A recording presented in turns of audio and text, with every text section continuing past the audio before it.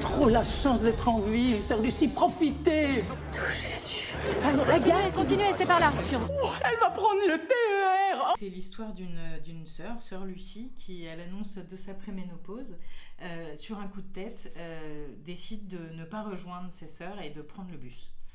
Et donc, elle va se retrouver obligée d'affronter la vie d'aujourd'hui, qu'elle ne connaît pas depuis 20 ans, qui a beaucoup changé, qui a un rythme dont elle n'a pas l'habitude. Et elle va aussi partir à la quête de son amour de jeunesse.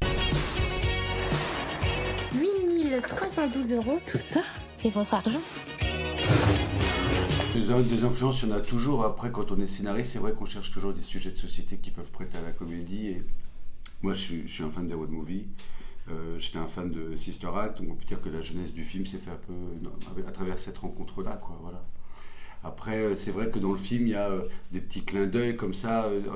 C'est pas vraiment l'inspiration, c'est plutôt des clins d'œil à La Chèvre, à Stand By Me de Rob Reiner, à Pretty Woman, voilà. Forrest Gump. Forrest Gump, je cherchais, oui. Bon, par contre, si vous achetez rien, si. vous êtes sûr? Oh, patate. Bah, la construction de son personnage, comme l'a si bien dit Marie-Lou, c'est une sœur qui fuit son couvent, elle est restée enfermée, elle est restée dans ce couvent pendant 20 ans, donc quand elle découvre le monde, c'est un peu un hibernatus, voilà, elle découvre le monde d'aujourd'hui, la société, et elle n'a pas les codes vraiment pour s'y retrouver, quoi. C'est aussi un peu une quête intérieure. Voilà, un voyage comme ça, initiatique. Moi, le principal travail, ça a été de me mettre en bouche des mots que j'ai pas l'habitude de dire. Comme d'où Jésus, comme oh mon Dieu, comme... Aux patates. Aux patates. Non, mais ça n'a pas été dur 2 secondes, parce que c'est vraiment rentré dans mon vocabulaire quotidien. Comme les Ave Marie, pleine de grâce, tout ça, toutes ces prières qu'il faut avoir vraiment répétées 50 000 fois pour qu'on ait le sentiment que, voilà, je le connais depuis 20 ans, quoi, donc ce qui n'est pas le cas du tout. Donc ça a été le gros du travail. Moi, j'ai pas eu envie, puisque d'habitude c'est ce que j'aime beaucoup faire, mais j'ai pas eu envie d'aller voir dans un couvent, d'aller rencontrer des bonnes sœurs, parce que je pense qu'il y a autant de manières de pratiquer la religion qu'il y a de bonnes sœurs et qu'il y a de couvents, et que j'avais pas envie du coup de m'enfermer sur une réalité qui n'était pas celle du film. Et puis j'avais envie de pouvoir, j'avais pas envie que ça m'empêche en fait de me dire à un moment donné, ah bah non, je vais pas faire ça parce que c'est pas comme je l'ai vu. Et j'avais envie de faire confiance à Frédéric et à sa vision du film et du personnage, et justement de me laisser aller là-dedans, dans cette douceur, la candeur de Lucie qui était si agréable à jouer. C'est un road movie. Vous avez tourné aussi en Lorraine, en Grand Est? Oui, bien sûr, on a tourné en Grand Est, oui, dans les Vosges aussi. Oui.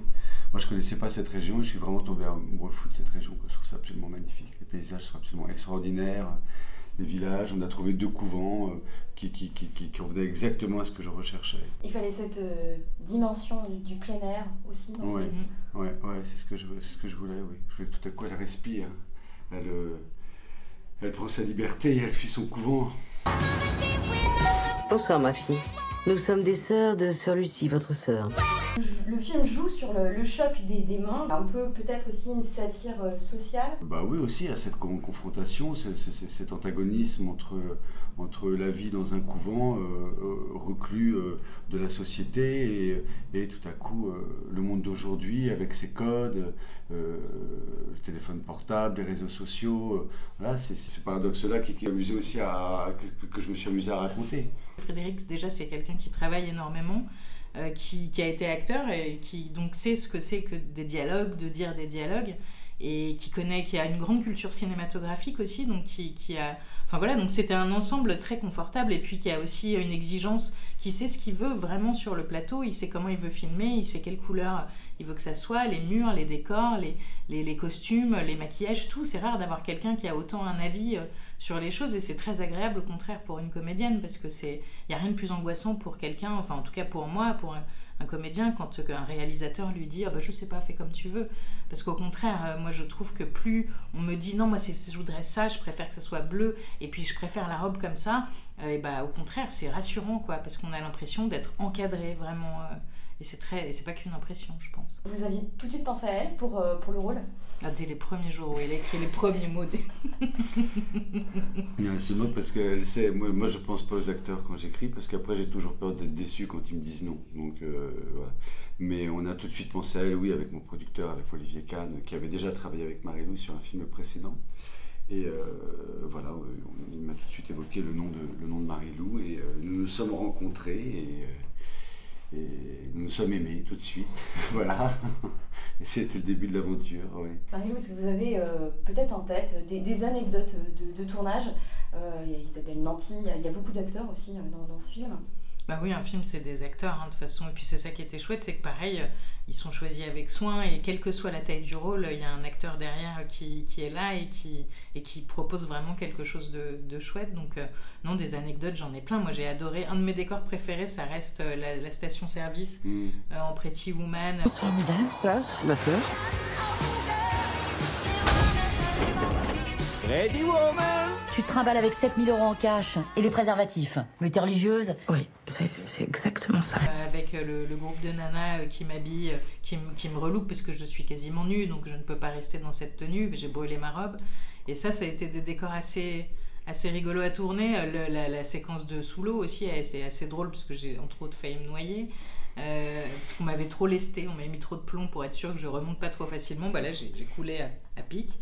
Et c'est des choses, moi j'aime beaucoup tourner. J'adore les cascades, j'adore tourner des choses qui sortent de l'ordinaire. Travailler, à faire semblant avec un cascadeur pour apprendre à me prendre des portes. C'est des choses que j'adore faire. Je trouve que c'est ça l'avantage du métier de comédien, c'est qu'on apprend à faire plein d'autres choses. Donc non, c'est un plaisir à chaque fois. Vous, comment vous avez vécu cette réalisation? Ce tournage a été, pour moi, c'était un pur bonheur. J'étais avec Marie-Lou, Ken Rolls, voilà. J'étais avec Isabelle Nanty, qui était ma prof de théâtre, que je retrouvais. J'avais mes petites mascottes aussi, Barbara Bolotner, Hervé Lassens, qui m'accompagne comme ça, qui joue dans tous mes films. Et puis dans cette région absolument magnifique, quoi. Donc non, c'était un tournage extrêmement agréable. Ouais, vraiment. Ouais. On était beaucoup en extérieur, on a eu la chance qu'il fasse assez beau. Ouais. On était gâtés par le temps. Sauf quand on était dehors. Oui, ça c'est toujours comme ça de toute façon. Mais non, c'était vraiment un tournage très agréable, vraiment. Sœur Lucie, elle est où? J'ai pas pensé à leur demander. Oh, non mais alors là, Seigneur, excusez-moi, mais elle est complètement con. Dites-moi ce que j'ai fait pour mériter tout ça. Ça parle aussi de la vocation, je pense que on a tous à un moment donné dans notre vie, on se pose tous la question à un moment donné de savoir si on ne s'est pas trompé de chemin, qu'est-ce qu'on aurait fait, est-ce qu'on a fait les bons choix, est-ce qu'on a choisi la bonne voie, est-ce qu'on n'était pas fait pour autre chose. Et je pense que Sœur Lucie, elle se trouve aussi à ce moment-là, cette croisée de chemin, et elle se demande si elle ne s'est pas trompée en fait. Parce que comme elle le dit à un moment donné à Mère Henriette, tenir ses promesses au Seigneur dans un couvent à l'écart de tout, c'est facile. Après, dans la vie, c'est autre chose. Dans la vie, on est obligé parfois de mentir, de mal se comporter, de ne pas avoir un comportement toujours exemplaire, parce que la société, parce que je crois que voilà, ce personnage, on le prend à ce moment-là, quoi. C'est cette croisée de route où voilà, elle se demande qu'est-ce qui va devenir sa vie de femme, en devenir, voilà. Voilà. Bon, le film sort le 9 avril. Ouais. Peut-être un mot aux spectateurs. Venez nombreux, venez en famille. Je trouve que c'est un film qui se voit à tout âge. Là, qu'on fait les avant-premières en ce moment, il y a vraiment des familles entières qui viennent avec les grands-parents, les enfants, tout le monde. Et on demande à chaque fois aux enfants qui ont 7, 8, 9, 10 ans s'ils ont aimé. Alors je pense que je leur demande, je dis t'es sûr, tu t'es pas ennuyé? Et à chaque fois je trouve que c'est vraiment un film que tout le monde peut voir et passer un bon moment et avoir plusieurs niveaux de lecture parce qu'il y a plein de références que d'autres verront pas. Enfin voilà, je trouve que c'est et drôle et touchant, et c'est un film qui réunit. Moi j'aime beaucoup les films qui réunissent les gens au cinéma. Je trouve ça assez chouette. Je suis d'accord, c'est fédérateur. Enfin j'espère que c'est fédérateur. On espère. Allez le voir.